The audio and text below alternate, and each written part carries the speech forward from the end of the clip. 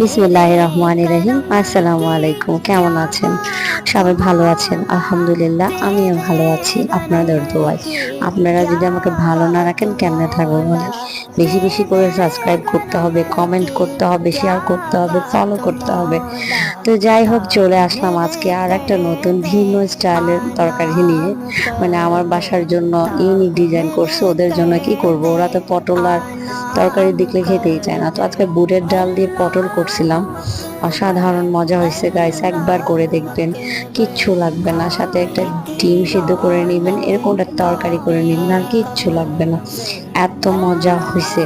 মানে আমি তো নিজেই জাস্ট ওয়াও, আমি খেয়ে দেখে বলছি, আমি নিজেই বলছি অনেক মজা হয়েছে তরকারিটা, মানে আর কিছু দরকার নেই। তো যাই হোক, করে দেখবেন, না খাইলে তো ফিল নিতে পারবেন না, নিজেরা করবেন খাবেন তারপরে ফিল পাবেন। তো আমার কাছে তো অসাধারণ লাগছে, আমার যেটা ভালো লাগে অবভিয়াসলি